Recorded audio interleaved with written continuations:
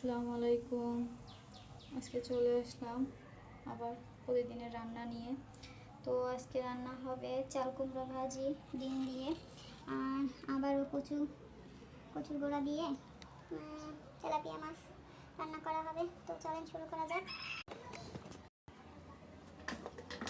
তো চুলাটা ধরিয়ে দিলাম, কড়াইটা বসিয়ে দিলাম, তাতে এখন তেল দিয়ে দিব। তেলটা গরম হয়ে আসলে পেঁয়াজ কুচি দিয়ে দেব, চাল কুচি দিয়ে দেব, একটু ভাজা ভাজা করব। তাতে একটু লবণ হলুদ দিয়ে এটাও ভালো মতো মিশিয়ে নেব। একটু ভাজা ভাজা হলে এটা ডিম ভেঙে দিয়ে দেব। ডিমটা ঝুরঝুর করে ভেজে নেব, একদম ঝুরঝুর করে ফেলবো। তার ভিতরে চাল কুমড়া কুচিয়ে রাখা যে ভাজিটা দিয়ে দিব। ভাজিটা খুব মজাই লাগে, আর রান্নার পরে শেষও হয়ে গেছে। পরে ঢাকনিটা দিয়ে ছোট চুলাটা দিয়ে দিলাম। তো ওই চুলায় বড় করে বসিয়ে তাতে আবার তেল দিয়ে তেলটা ভালো মতো তাপিয়ে নিলাম। তাতে হলুদ লবণ মাখিয়ে রাখা মাছগুলো আস্তে আস্তে দিয়ে দিলাম। তো হালকা হালকা ভাজা হয়ে গেলে আমি আবার সেটা উঠিয়ে নিলাম।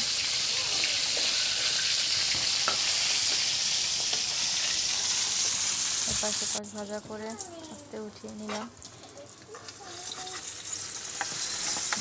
এবার কচু ভাজাগুলো দিয়ে দিব, আস্তে আস্তে কচুগুলো ভাজতে দিয়ে দিব।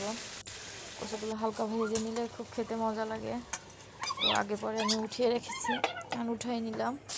তো এখন ওই তেলের ভিতরে অল্প মশলা উপকরণ দিয়ে নিব, জিরা রসুন পেঁয়াজ বাটা, তাতে আবার লবণ দিয়ে দিলাম, হলুদের গুঁড়া, বেশি পরিমাণে ঝালের গুঁড়া।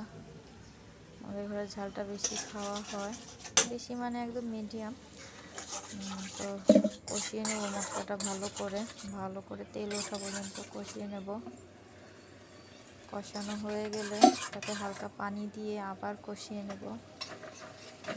এখন তেল উঠে যাবে। ওপাশে কড়াইতে আমি যে ভাজিটা দিছিলাম ওইটাও নাড়াচাড়া করতেছিলাম। তেল উঠে আসলো, তার ভিতরে কচুগুলো দিয়ে ভালো মতো কষিয়ে নেব। সুন্দর মতো কষিয়ে নিলে এমনি কচুগুলো নরম হয়ে গেছে ভাজার সময়। কষানো হয়ে গেল, এখন আস্তে আস্তে পানি দিয়ে দিব, ঝোলের পানিটা অ্যাড করে দেব। ঝোলের পানিটা অ্যাড করা হয়ে গেলে তার একটু নাড়াচাড়া দিয়ে তো ঢেকে দেবো। এদিকে ভাজিটা হয়ে গেছে, নামিয়ে ফেলবো। তাই দেখাচ্ছিলাম যে ভাজিটা কত সুন্দর হয়েছে। তো ভাজিটা নামিয়ে নিলাম। নামানোর পর্যায়ে আমার মেয়ে বাটিতে করে নিয়ে খাওয়া শুরু করছে। মেয়ের খুব ভালো লাগছে ভাজিটা। এদিকে তরকারিটা উতলে গেছে, এবারে আস্তে আস্তে করে সব মাছগুলো ঢেলে দেবো। মাছগুলো দিয়ে দিলাম। মাছগুলো দেওয়া হয়ে গেলে একটু নাড়াচাড়া দিয়ে আবার ঢেকে দেব।